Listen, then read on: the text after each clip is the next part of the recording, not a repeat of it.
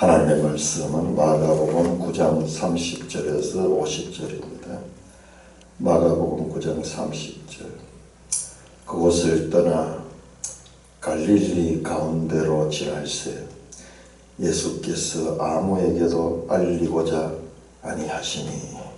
이는 제자들을 가르치시며 또 인자가 사람들의 손에 넘겨져 죽임을 당하고 죽은 지 3일 만에 살아나리라는 것을 말씀하셨기 때문이더라. 그러나 제자들은 이 말씀을 깨닫지 못하고 묻기도 두려워하더라. 가버나움에 이르러 집에 계실새 제자들에게 물으시되 너희가 길에서 서로 토론한 것이 무엇이냐 하시되 그들이 잠잠하니 이는 길에서 서로 누가 크냐 하고 쟁론하였음이라.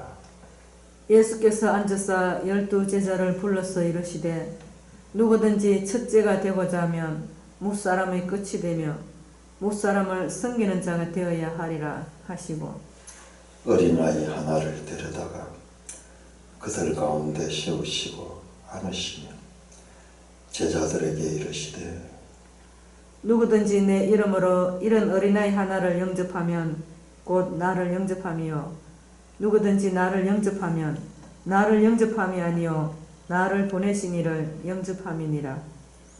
요한이 예수께 여짜오되 선생님, 우리를 따르지 않는 어떤 자가 주의 이름으로 귀신을 내쫓는 것을 우리가 보고 우리를 따르지 아니하므로 금하였나이다. 예수께서 이르시되 금하지 말라. 내 이름을 의탁하여 능한 일을 행하고 적시로 나를 비방할 자가 없느니라. 우리를 반대하지 않는 자는 우리를 위하는 자니라.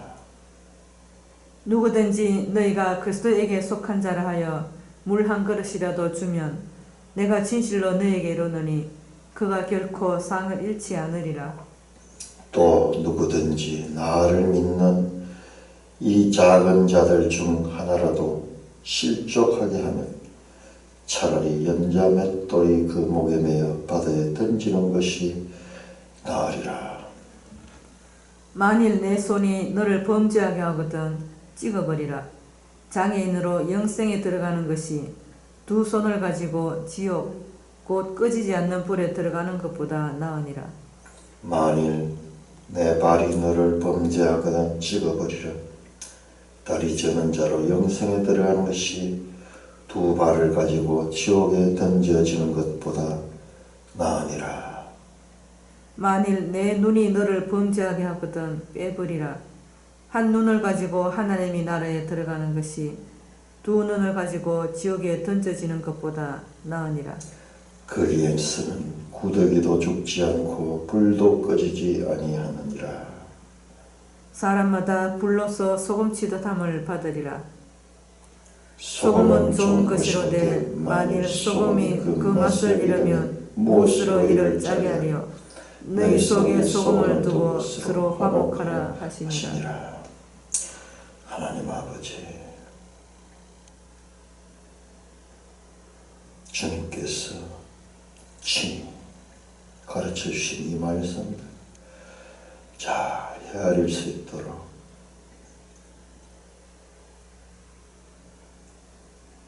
깨우쳐 주시옵소서. 교회 역사 2000년 동안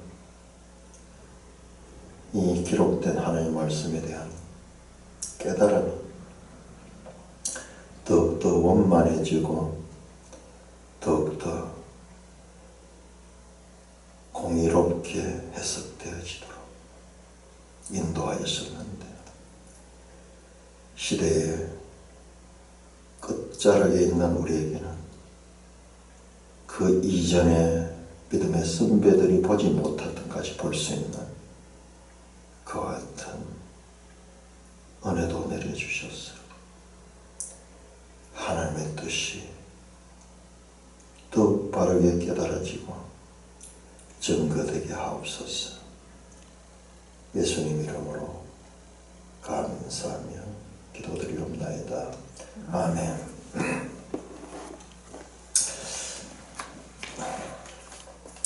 자, 9장 30절에서 50절까지 내용은 이제 두 번째 예수님께서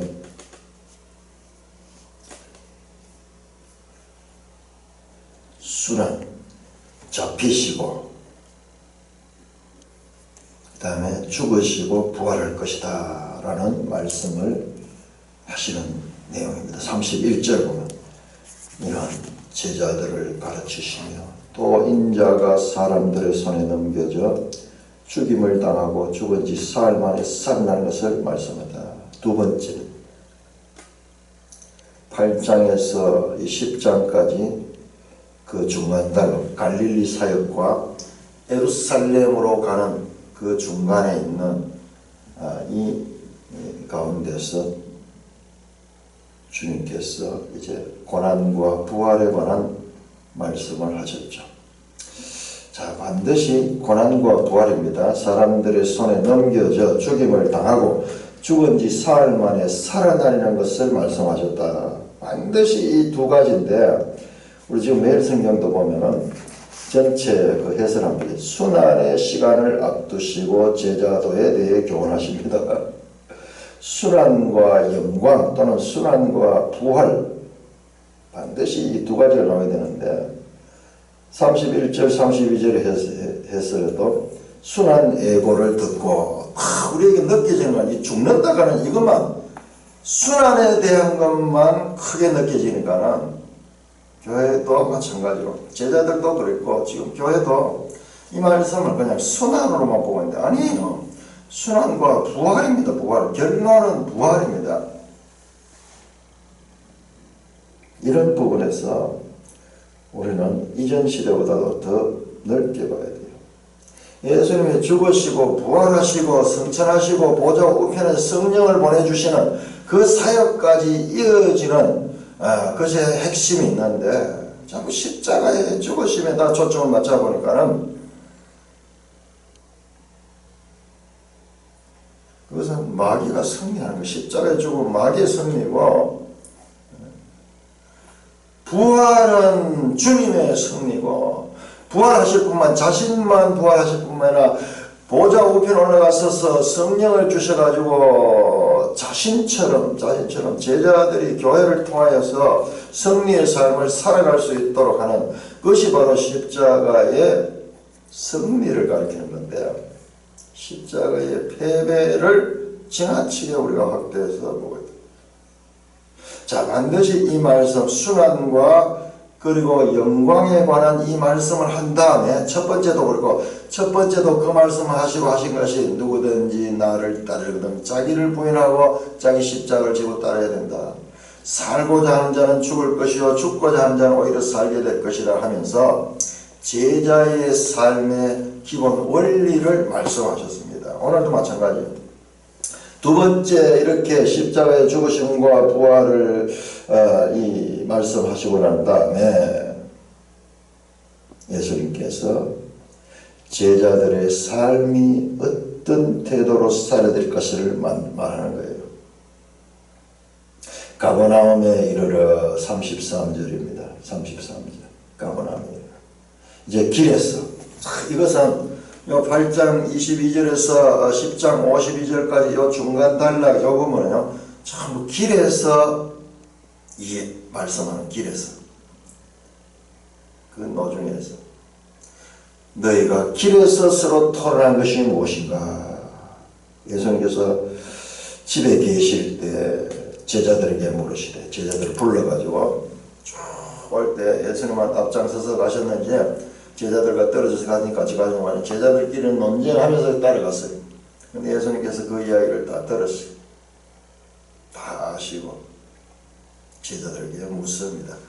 너희가 서로 토론하는 것이 무엇이냐. 그들이 잠잠한 섬찟했던 거예요.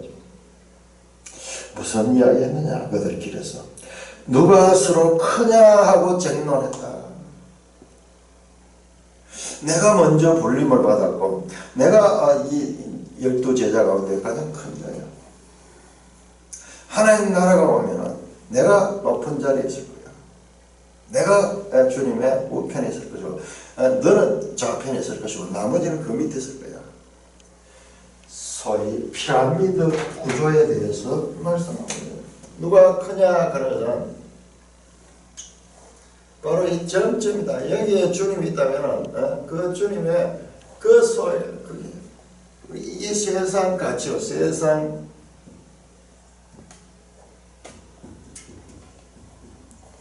이건 본능적 본능이죠. 태어난 모든 인간은 여기 있더라도 여기를 향하고 있어. 크게 된다. 높게 된다.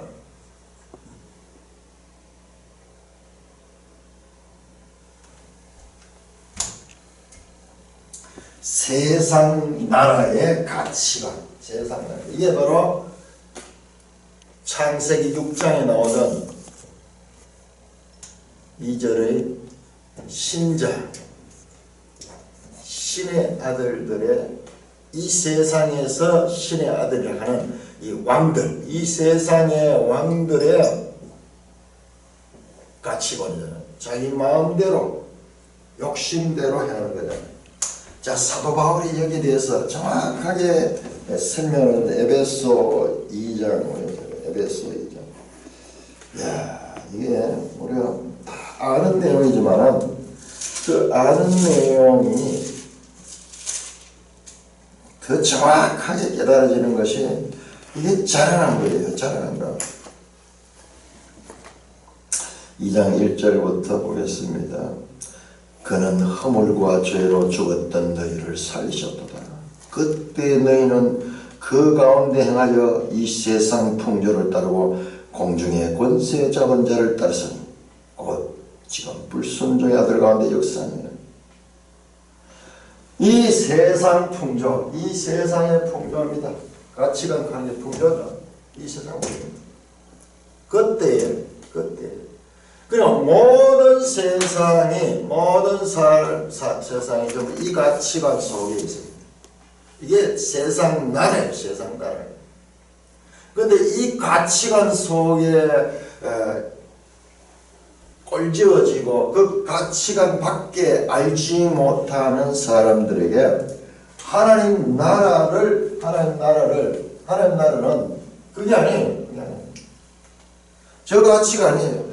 오히려 높은 자가 섬기는 자가 되고 서로 봉사하고 서로 화목한 가운데 서로가 서로를 이해하는 가운데 서로의 존중하는, 오히려 약한 자가 높임 받는. 그래서 뒤에 나온 게 어린아이를 불러다가 예수님께서 말씀하는 거예요. 그래서 토라는 것이 뭐냐, 이 제자들 가르치는 거예요.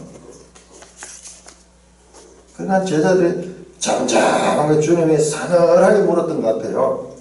뭔가 심상치 않은 말씀을 하시겠구나. 너가 무슨 소리 했노? 이래서 제자들이 잠잠하니 왜? 이는 길에서 서로 누가 크냐고争논하였습니다. 예수께서 앉아서 이 자세가요, 유대 랍비들이 가르치는 자세예요. 가르치는 자세. 좌정에서 12 제자를 불러서 이르되, 이건 무슨 예수님 선생으로서 제자들을 가르칩니다. 제자도예요, 제자도. 이것은 제자들을 향하여 가르치지만 오고 오는 모든 세대들이 이 가르침을 받아야 될 것을 우리가 알아야 됩니다. 제자들만의 가르침이 아니고 모든 그리스도인들, 하나님 나라 백성들이 배워야 될 교양이 교양. 누구든지 첫째가 되고자 하면 무사람의 끝이 되며 무사람을 섬기는 자가 되려 하시고. 이 같이 첫째, 이 첫째가 되고자 하는 자는 여기 들어요.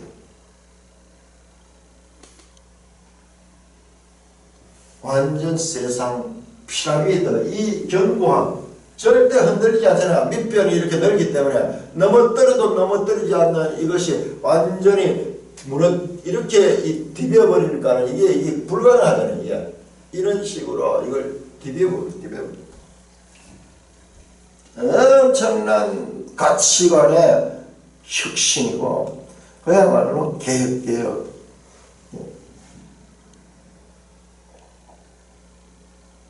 프로토스 첫째가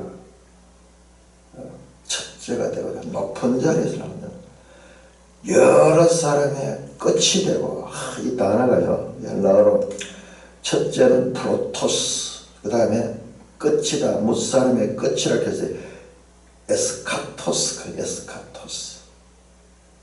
에스카톨로지 하는 게 뭐냐면 종말론 할 때.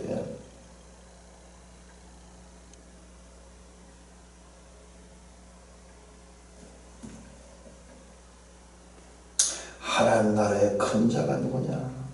그것은 무사람의 끝이 됩니다. 성령이 됩니다.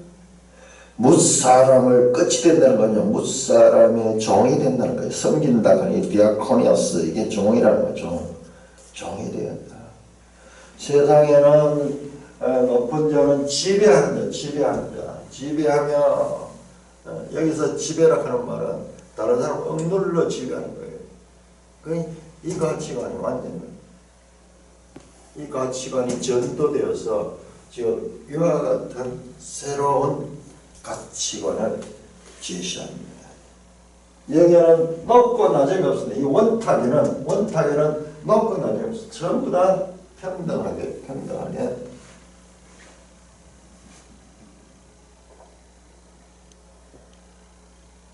그리고 어린아이를 하나 데려다가 그들 가운데 세우시고 실물 교수를 하는 거예요. 예수님께서 다시 어린아이를 떼어가지고 세우고 앉으시냐. 이 본문을 천천히 씹어서 읽어보니까 집에 제가 여행길을 마치고 가버나움 집에 들어왔는데 이 가버나움 집 여기에 무슨 예수님의 집인지 여기 공동체가 쉴 수 있는 집이 있어서 2장 1절에도 나왔죠. 그 가버나움 집에 제자들에게 물으시되 그들이 잠잠하다. 이야, 이거 무슨 말씀을 하려고 하나. 말씀하고는 어린아이를 하나 데려와가지고 그들 가운데 세우시고 안으시며 제자들에게 이르시되 누구든지 내 이름으로 이런 어린아이 하나를 영접하면 곧 나를 영접하며 누구든지 나를 영접하며 나를 보내신 이를 영접하느라.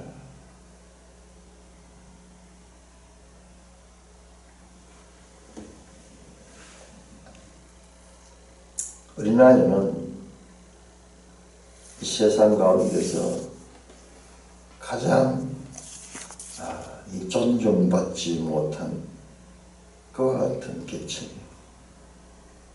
오죽했으면 어린이날이 제정될 정도로 애들은 가라 이런 말들이 애들은 사람의 수에 치지도 않고 그런데 그 당시에 가장 무시되는 그 집단은 그 어린아이를 데리고 와서 이를 영접하는 것이 곧 나를 영접하는 것이다. 이 약한 자, 어린 자를 자기가 마음에 받아들인 것이 곧 나를 영접하게. 나는 어린아이 같은 존재다 그 말이 예수님께서. 누구든지 나를 영접하면 나를 영접하며 나를 보내신을 영접하리다.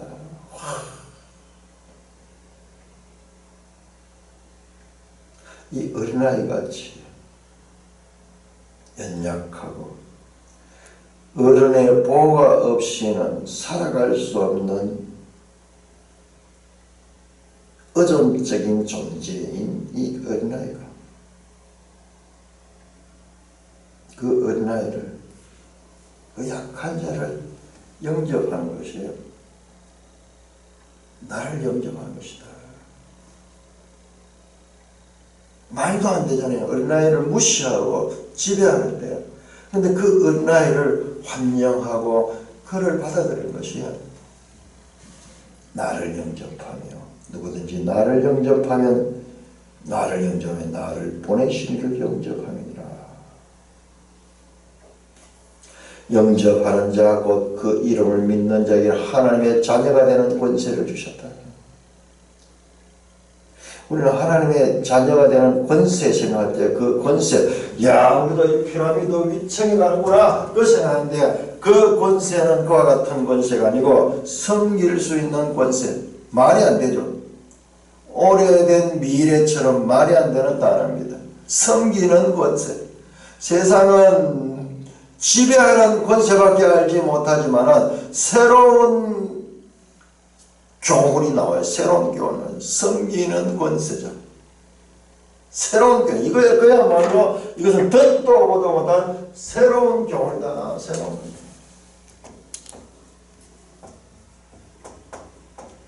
헬라식 논리로 하면 말이 안 됩니다. 말입니다.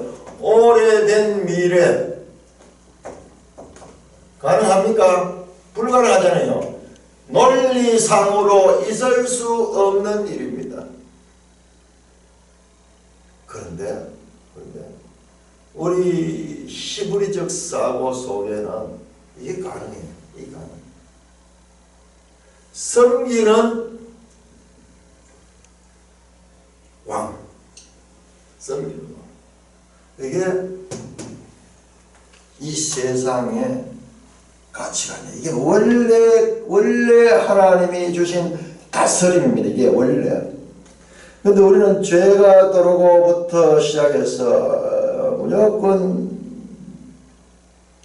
왕은 남을 지배하고 억누르는 그것이 이 세상의 가치관인데, 그것이 원형으로 알고 있는데, 그것은 원형이 아니라 그것은 변형된 것이고, 그것은 타락된 것이고, 원래 이것이 원형이 아담의 좋은 질서입니다. 오늘날도 세상 가운데서 왕들 가운데, 역사 가운데서도 훌륭한 왕들, 훌륭한 인물들 보면은 여기에 가까운 삶을 살아요. 여기에 가까운 삶. 자신을 버리고 나라를 위해서 헌신하는 이순신 장군 가르침이, 살고자 하는 자는 죽을 것이요 죽고자 하는 사람이 생적사 사적생. 이게 지금 예수님 가르친 제자도가 나와. 제자도가 다 이 가치에 있는데, 다 이 가치를 따라 사는데, 그 가운데서도 이와 같은, 자기도 모르지만은 그 인간의 양심을 따라서 살고자 했던 자들 가운데는 소위 참 익명의 크리스찬처럼 그런 삶을 사는 거지. 그런 분들을 우리는 또 존경하고 높이죠.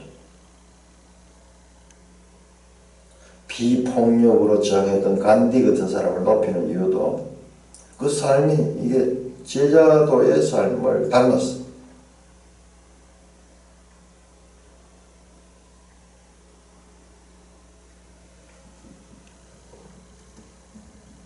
자, 그래서 첫 번째 가르침입니다. 제자는 섬기는 자가 되어야 되고, 제자는 작은 어린아이 같은 보잘것없는 자를 하나님처럼 생각하고 그를 영접하는 것이 제자다. 가르침은 주어지지만 이것이 깨닫고 삶으로 실천되기까지는 엄청난 과정이 있어요. 그러나 말씀의 씨는 뿌려졌습니다. 절망할 필요 없어요. 저도 이 말씀을 보면 절망이 되지만 절망할 필요 없어요. 왜? 이 말씀의 씨가 뿌려지면 그 뿌려진 씨는 그 자체의 생명이 있어서 자고 깨고 하는 가운데 그 자체의 생명력으로 자라게 되습니다. 성령께서 하심.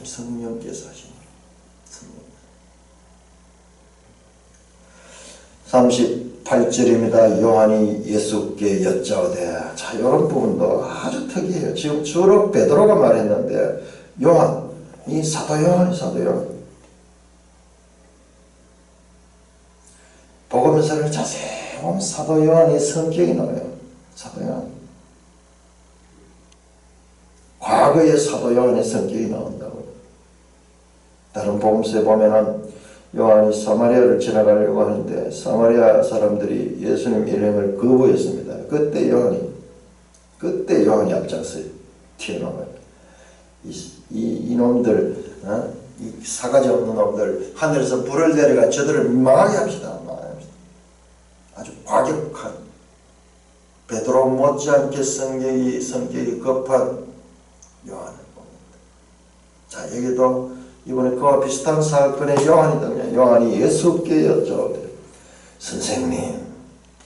선생님이라니 그리스도라고 고백할 적에 그게 동참했던 자들인데 지금 잊어버리잖아요.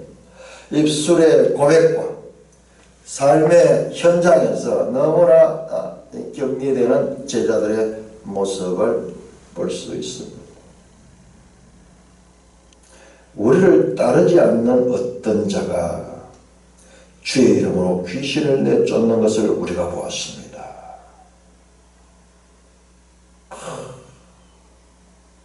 귀신 내쫓는 일들은 무당도 하잖아요.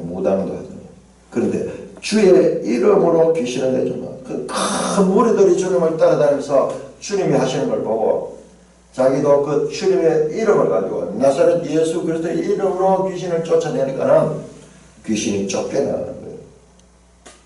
그런데 우리가 그것을 알고 보고 우리를 따르지 아니함으로 지가 주님의 이름으로 귀신을 내쫓지만 우리와 지금 일행이 아니므로 우리 속에 속하여 있지 않으므로 너는 그 일을 하지 말라고 금하였다고 말합니다.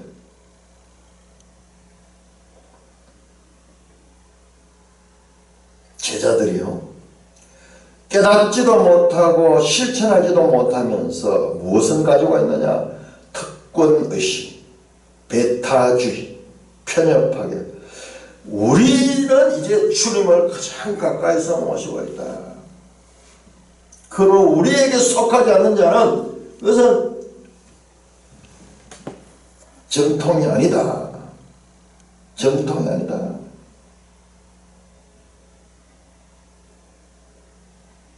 뿐만 아니라 우리는 앞에서 봤잖아요. 그들은 주님으로부터 귀신 쫓는 능력을 받아서 귀신을 쫓기도 했지만 바로 직전에서 변화산 이후에서 귀신을 못 쫓아내잖아요. 못 쫓아내고 거기서 절정했잖아요. 그러니까 더욱더 제자가 아닌 자도 주의 이름으로 귀신을 쫓아내니까 시기심도 더 작동했을 것 같습니다. 그런데 따르지도 않는 자가 주의 이름으로 귀신을 쫓아내니까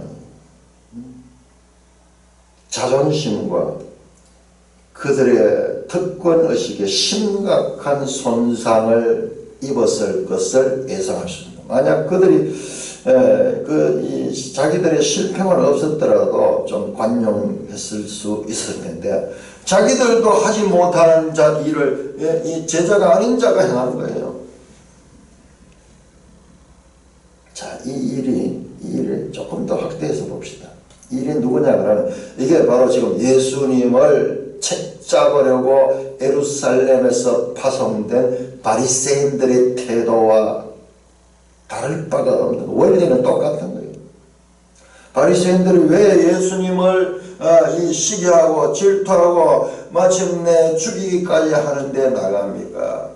자기들 가지고 있는 종교적인 그와 같은 특권, 여기에 바리새인 무리에 속하지 않는 자, 인정받지 못할 곧 나사렛 출신 시골 촌사람이 와서 능력을 행하고 많은 사람들이 그를 따르게 됨으로 말미암아서 자기들의 권위에 손상을 입은 것이 그들이 예수께 분노하고 죽이기까지 하는 원인이 됐지 않습니까? 만약 예수님이 영향력이 없었다 그러면요, 그렇지 않았을 거예요. 가는 곳마다 큰 무리가 따니까는 자기들을 따라야 될 자들이 예수께로 감으로 말미암아서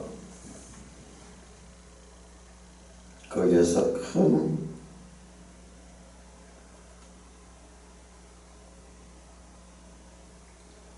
자존심과 특권심. 자존심이 뭐예요? 자존심이라는 게 자기중심주의예요. 자존심은.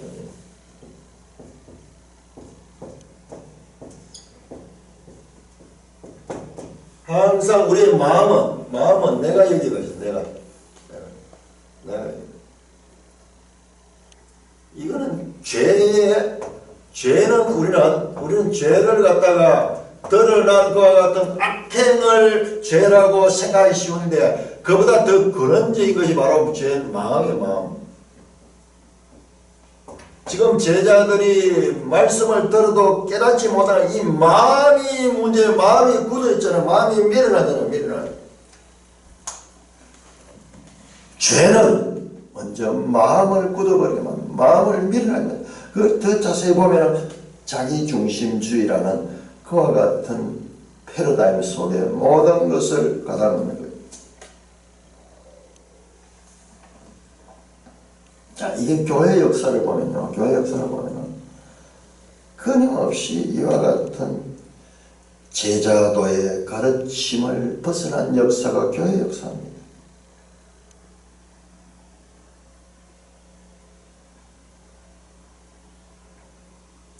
A와 B가 서로 다르며 교단, 교파가 다르며 역사를 보면요.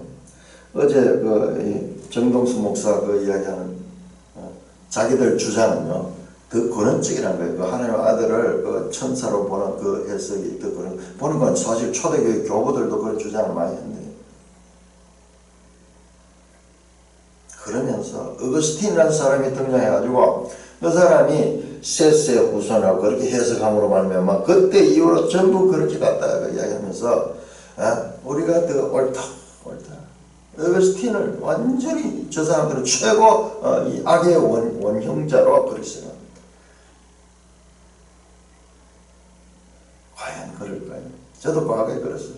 그 사상을 따르게 되면요, 자기들은 안디옥파로 가고, 이 안디옥파야말로 그야말로 순수 이 복음주의고, 저 알렉산드리아파는 타락된 것이고, 헬라 사상과 철학이 거기에 혼합돼 가지고 그 혼합주의가 나오고, 그것이 로마 카톨릭이고, 그러면서 쭉 올라가면서 자기들은 제 침례파 계통에 이 타락된 혼합된 무리들이 전혀 참여하지 않았던 우리야말로 최고 순수한 바른 진리를 가지고 있는 자로는 그 생각이 저 뿌리부터 쫙 일관되어 있어요.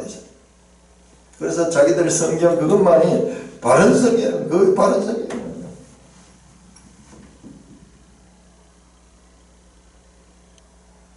신천지에 왜 빠지는가? 알고 보면 전부 자기중. 어제 어떤 청년들 그 신천지에 탈퇴한 자들 이야기하는 거 들어보니까 그 이단 상담소 하는 데 가서 들어보니까 한 이틀만 들었기는 확실히 내가 거짓됐다 하는 것을 알게 돼요. 자기는 이단 상담소하고 상담해가지고 내가 그 사람들을 오히려 그 사람들의 잘못을 드러낼 수 있으라는 자신감이 충만해. 그 정도로 연습을 많이 하고 훈련을 받았네. 그러나 그 진리학 딱 들어보면, 이틀만 들어보면 처음부터 깨지기 시작하는데, 그래 이틀만 들어보면 완전히 내가 속았다는 걸 알게 되는데, 그 다음에 오는 게 뭐냐? 그러면 내가 뭐냐? 더 이상 듣고 싶지 않아. 왜? 더 이상 들으면 내가 없어지는 거예요. 내가 없어져야 돼요. 자기를 부인해야 되는데 그 부인을 하지 못하는 거예요. 그 제자도의 근본이 다르잖아요. 그 사람들은 뭐 했냐? 신천지를 뭘 배웠냐? 내가 이 특별한 진리를 가지고 있으면서 나는 저 하나님 나라에 들어가서 저 왕노를 하게 될 것이며 하는 자기중심적인 이기심을 이 신앙을 배우는 제자도를 배운 게 아니고, 자기를 부인하는 걸 배웠으면, 제자들을 배웠으면 쉽게 무너지신다. 아니 내가 없는 것이, 내가 부인되는 것이 제자도인데 그걸 뭐 붙들 게 뭐가 있어. 항상 바른 진리가 오면은 다시 그걸 수용해야 되는데, 자기들이 가진 진리는 절대 불변의 진리예요. 좀 이단 결국 그거예요.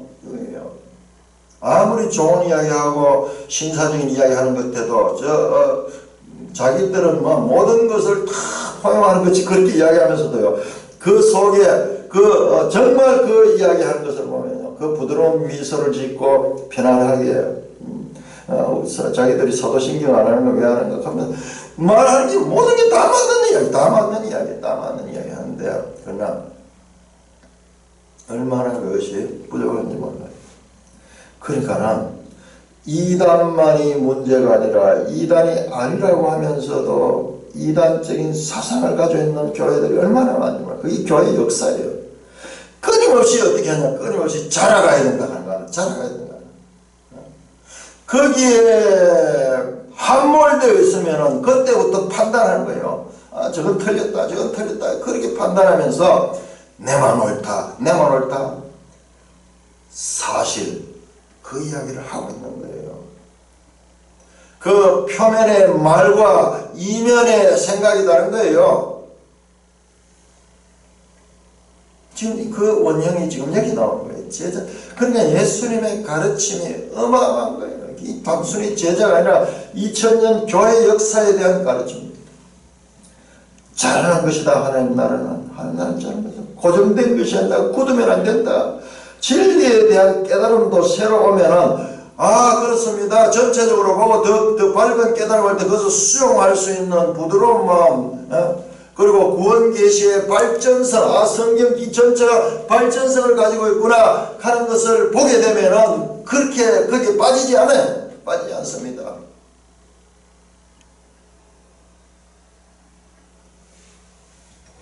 이 말씀이 가지고 있는 기본 원리에 대한 이해가 없기 때문에 그런 거예요.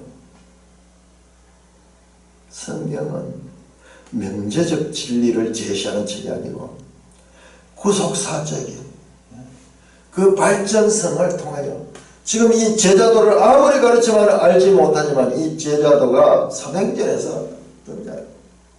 그리고 사도 베드로의 전서 베드로 후서를 보면 처음에 제자도가 그 사도를 통해서 완성됐다는 겁니다. 그 가운데서. 그러니까는 우리가 현재적인 그런 관점을 가지고 사람을 판단하는 것도 그렇게 해서는 안 된다는 거예요. 항상 열려 있어야 된다. 열려 있어야 된다. 내가 아는 것이 절대 진리가 아니다. 2000년 교회 역사 동안 계속 그렇게 왔을 때 그 경향성이 중요한 것이지 내가 가지고 있는 어떤 주의 사상이 중요한 게 아니다는 거예요.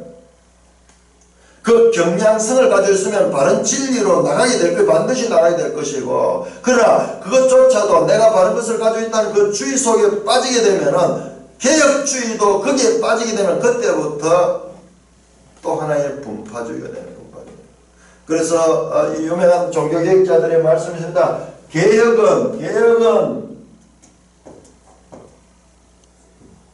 계속 개혁되어야 한다. 이런 말씀들이요, 이 의미가 얼마나 깊은 의미인지 경험하지 못하고 알아보지 못하고 자기 집단주의에 함몰된 사람 평생 가도 이런 생각하는데, 이 이단의 특징이에요. 들어가면 자기들만 옳기 때문에 그 사상만 계속 강화시키는.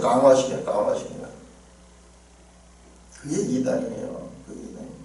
주님은 경향성, 잘하는 것을 통해서 진리를, 하나님 나라는 장소가 아니라 잘하는 것을 통해서 그렇게 하나님 나라를 제시했는데, 하나님 나라를 묶어놓고 그 속에 주의 안에 함몰되고자 하는 자기중심성, 집단중심성, 이것도 전부 죄성이에요. 죄성. 죄가 뭐냐, 이게 죄예요. 이게 이걸 깨뜨려 나가고 있잖아요. 저는 이것을 너무나 많이 경험해봤어요. 제 자신이. 그러나 여기도 가보고 저기도 가보고 이러지만 여기에도 답이 있는 것이 아니고 저기에도 답이 있는 것이고 계속 발전하는 그 자체. 동사, 히브리는 전 동사 유동적이라. 이 사고를 가져야 돼. 이게 농경민족의 사고 아니고 유목민의 사고예요. 유목민의 사고. 유목민의 사고는 열려있어요. 열려.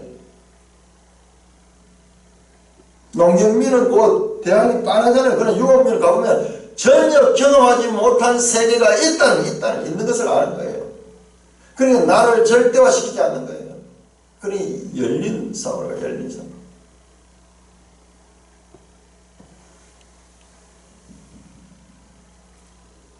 (37절) 예수께서 이르시되 금하지 말라. 제자들의 행동이 잘못되었다는 걸 명확하게 지적하십니다. 내 이름을 의탁하여 능한 일을 행하고 즉시로 나를 비방할 자가 없느니라. 자, 요 사건이 이 사건의 모델이 민수기 11장 26절에서 29절에 나옵니다. 여호수아가 모세에게는 성령을 받지 못한 자, 그 진 안에 있는 자들이 성령을 받아서 예언을 하는 거 보고 그것을 금할까요 해서 저게 모세가 금하지 말라 했는데 그게 더 웅장하고 더 큰 스케일이지만 그러나 이게 원형이고 그 사건은 오히려 그림자입니다.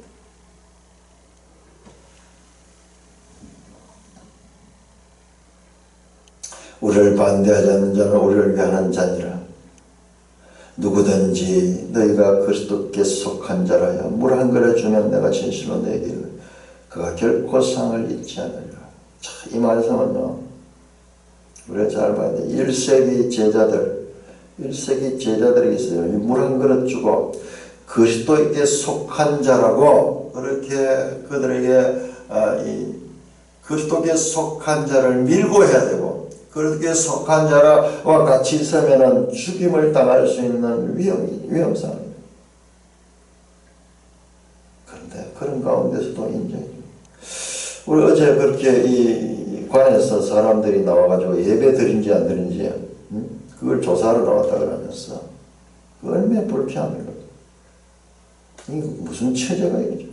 근데 과거에 그리스도인들, 초대교회 그리스도인들은 감시를 당하고 숨어서 다니고 어떤 면에서 우리가 참 거기에 비하면 아무것도 아니지만 그럼에도 불구하고 조금이라도 그런 체험을 해보는 체험을. 그때 심정이 어떨까? 그런데 그 가운데서도 그리스도인에 속한 자를 배척하지 않고 물 한 그릇 주면서 그들을 돕는 자는 그가 결코 그 상을 잃지 않을 것이다. 앞으로 이와 같은 대적자들이 많을 건데 그래도 예수 이름을 가지고 사역하는 자를 배척하지 마라. 우리 이 식구, 우리 이 그리스도 안에 있는 자들의 너무나 귀한 것이다.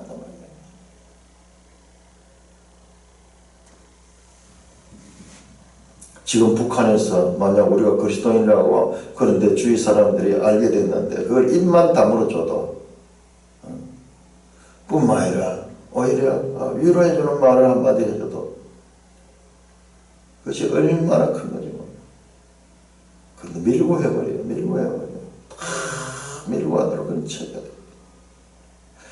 42절입니다. 자, 이렇게 외부 사람이 그리스도를 위하여 행할 적에 그것도 이 복이 있고 또 누구든지 나를 믿는 이 작은 자 중에 하나도 실족하게 하면은 연자 맷돌을 그 목에 매어 받아 했던 이유라.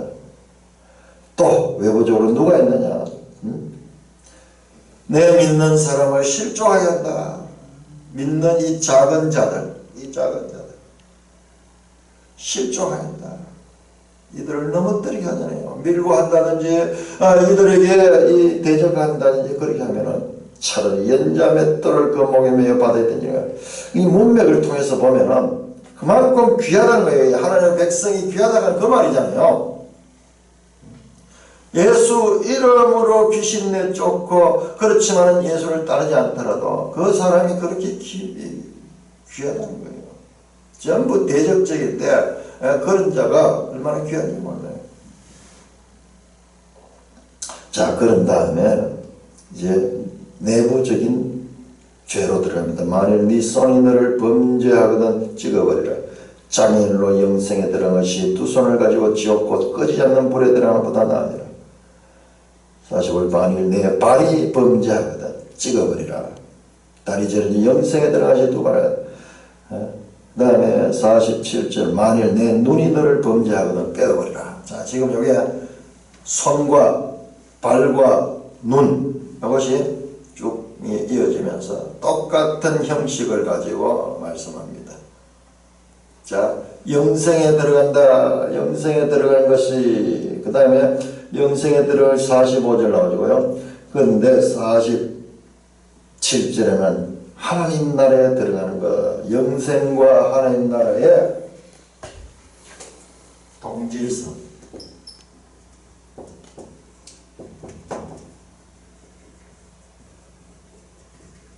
그러니까 영생은 하나님 나라의 생명의 특성입니다. 세상 나라의 생명은 이건 유한하지만은 이것은 eternal life, 영원한 생명. 자, 우리는 앞으로 이와 같은 성경이 가지고 있는 그 의미의 포괄성을 계속 배워야 돼요. 이게 구원입니다. 구원. 이게 그리스도인의 생명이에요. 그리고 이게 지금 제자예요. 제자들의 삶이고 쭉 하면서 이 의미의 연쇄고리, 이 하나님 나라를 설명하기 때문에 하나님 나라를 이 땅의 언어와 이 땅의 경험 법칙을 가지고 설명하기 때문에 이 의미가요. 비유는 단편적. 비유는.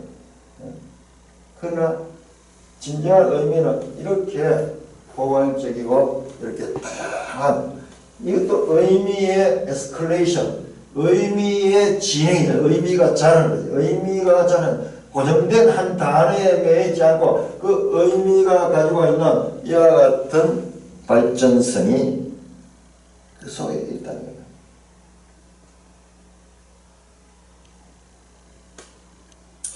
근데 이 끔찍한 말씀, 이 말씀이 마태복음의 5장에 나옵니다. 자, 우리가 마가복음과 마태복음의 차이점도 알아야 돼요.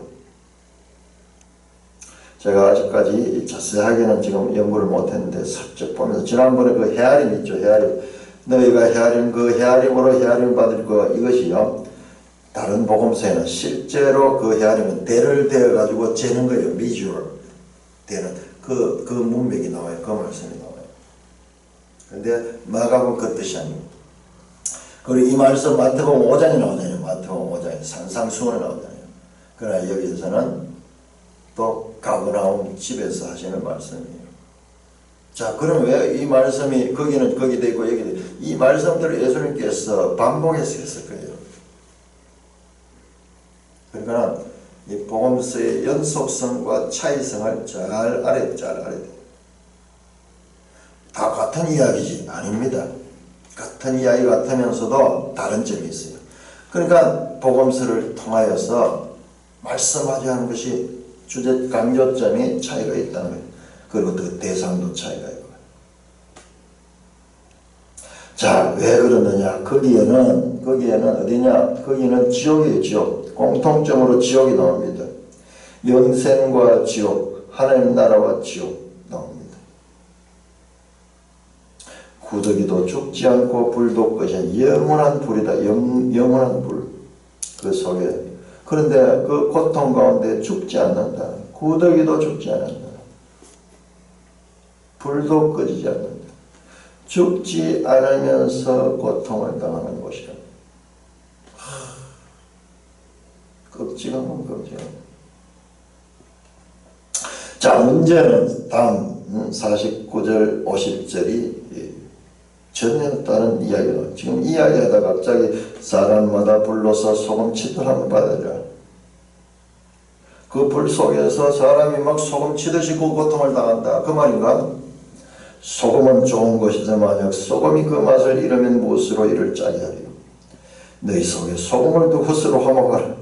전혀 지금까지 한 말씀과는 다른 이야기가 튀어나와 버려요. 지금까지 하면 전혀 다른 이야기. 분명히 48절에서 불도 끄지 않는다. 그리고 49절에 그 불로서 소금치는 내용은 연결되는 것 같은데 근데 의미는 전혀 달라요.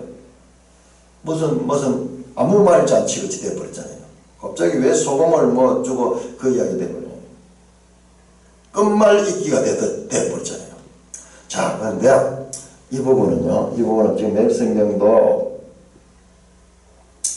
이 부분에 대해서는 단락을 하나로 묶어놨는데요. 이게 제목을 바꿔야 돼요. 49절, 50절은 다른 내용이에요. 다른 내용. 48절까지 그 내용이 한 단락이 되고 49절, 50절은 지금까지의 가르침의 총 정리 결론입니다. 결론. 49절에서 50절은 제자들의 지혜에 관한 논쟁 앞에서 누가 크냐 그렇게 했죠. 또는 이 배타적인 태도, 딴 사람들에 대한 배타적인 태도, 다른 신자들을 실족하게 하는 그와 같은 태도를 보이고 자기중심적인 그와 같은 태도로 살지 말라는 것입니다. 자, 사람이 불로서 소금침을 할바다. 참 이게 참 실전하네요. 그런데 이 사람은 누구냐 그러면 이 그리스도인들, 하나님의 자녀들은요, 살아가는 데서 불로서 소금치는 그와 같은 정화의 과정을 겪습니다. 지금 앞에서 이 제자도에 불순종하며 잘못된 것이냐, 그게 죄성이잖아요. 그런데 그 죄성이 정화되기 위해서는 소금으로 치듯이 소금은 정화하는 기능이 있습니다. 고통이 있다는 거예요. 불로서 소금 치는 소금을 탁탁 튀죠. 아픔이 있고 고통이 있다. 그러니까 48절과 49절을 분리해봐야 돼요. 그러니까 앞에 불이 나오니까 이 불이 49절 불러서 그대로 연결되어 버린데 소금은 좋은 것이되만 소금이 그 맛을 잃으면 무엇을 짜겠냐. 좋은 소금인데 소금이 그 제자도의 그 순수성, 그 제자도의 특성, 이 세상 모든 사람들은 이 세상의 질서를 쫓아가고 있는데 그러나 이 제자들은 바로 이와 같은 특성을 가졌는데 이것을 잃어버리고 여기로 가버리면 이게 이 세상 가운데 어떻게 이 제자의 역할을 합니다. 너희는 세상의 빛이요 세상의 소금이라고 그래요. 그 소금이 없으면 이 세상에 맛이 없는 거예요. 부패되는 거예요. 무엇으로 이를 짜게 하리요? 너희 속에 소금을 두고 서로 화목하라. 너희 중이라고도 볼 수 있다. 너희들 가운데 서로 소금을 가지고 있고 그러면서도 서로 화목하는 것 같은데요. 교제와 평강 가운데 그렇게 식사하라 한 그런 의미도 이 속에 들어있어요. 자, 에스라 4장 한번 볼까요? 에스라 4장. 왜 내가 진도를 못 나가느냐? 지금 이런 부분을 그냥 지나가 버리면은 이게 무슨 뜻인가? 에스라 4장 14절입니다. 에스라 4장 14절 우리가 이제 왕궁의 소금을 먹음으로 왕이 수치를 당함을 참아보지 못하여 사람을 보내어 왕에게 아뢰오니 왕의 소금을 먹는다. 이 말은 오늘날 우리 소금을 이렇게 쉽게 하시나요? 이 소금이 아주 귀한 것이에요. 식탁에서 아주 중요한 너희 가운데 소금을 두고 서로 화목하면서 제자도는 서로 이 제자도의 그 순수한 성품을 지키되 불로서 소금치듯 하늘 받는 것과 같은 고통이 있지만 그러나 그 소금은 좋은 것이고 이 소금이 맛을 잃으면 이 세상에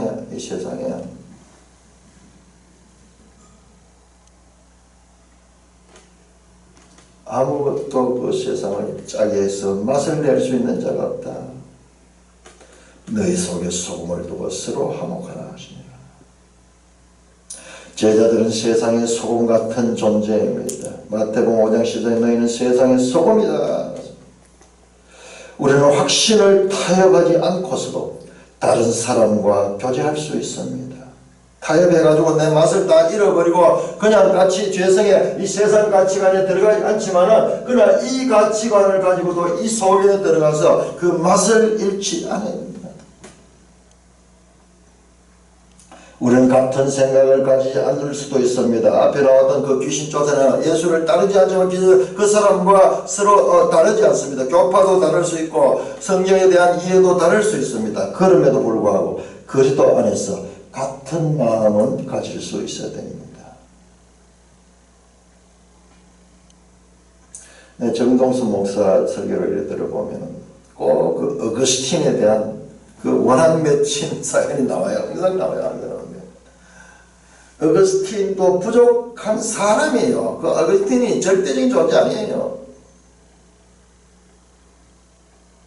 그 영향을 받은 이 교회, 그러니까 우리 개신교회 그 대부분 그 영향을 받아요. 그러니까 개신교 자체를 다시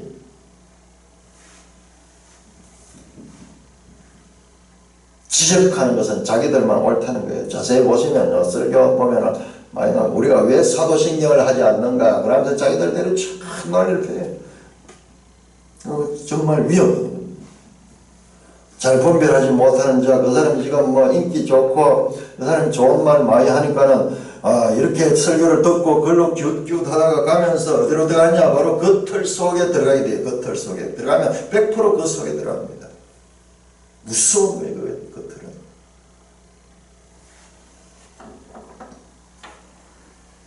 어거스틴이 이런 말을 했습니다. 하나님이 가지신 많은 사람들이 교회에는 없고 교회가 가진 많은 사람들이 하나님께는 없다. 하나님께 없다. 무슨 말이냐? 다시 한번. 하나님이 가지신 많은 사람, 하나님의 백성들이, 많은 백성들이 교회 안에 안 보이는 경우가 있다는 거예요. 이 말은 뭐냐? 잘못된 교회가요, 자기들만 옳다고 하는 그 교회 안에 하나님의 백성이 없는 경우가 있다는 거예요. 반대로 교회가 가지고 있는 많은 하나님의 사람들, 우리는 하나님의 사람들이라고 하는 그 사람들에게 하나님이 없는 경우가 있다는 거예요. 어거스틴은 그래도 열린 생각을 가지고 열린 생각. 교회 안에도 가라지가 있고, 그리고 교회 안에 우리가 아직까지 자라는 과정이 있다. 그러므로 서로 용납하고 서로 화목하라. 이게 제자도다. 이 말씀이 가지는 울림은요, 어마어마합니다. 2000년 교회사를 공부를 해보면요, 끝없는 서로 반목과 질시와 투쟁의 역사.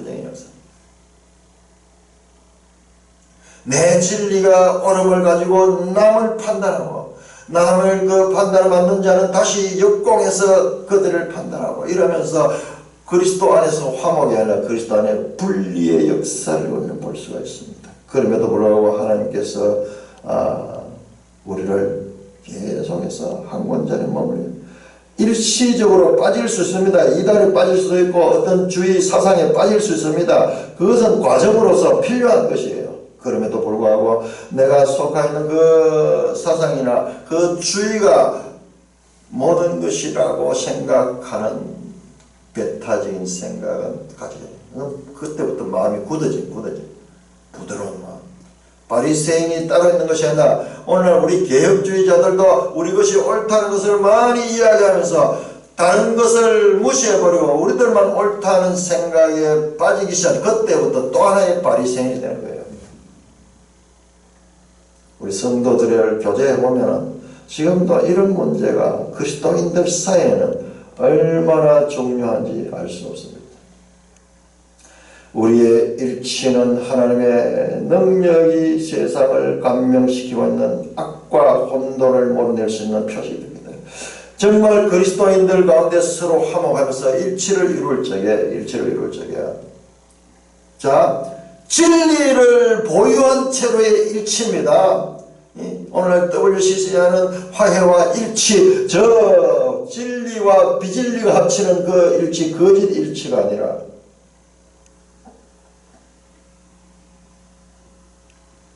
우리가 그리스도 안에서 서로 화목하고 있을 때 이 세상이 이 구조와 다른 구조가 뭐냐, 이 구조에는 찾을 수 없는 이 구조가 있는 걸 볼 때 이 구조가 이 세상을 변화시킵니다. 영향력을 끼칩니다. 영향력.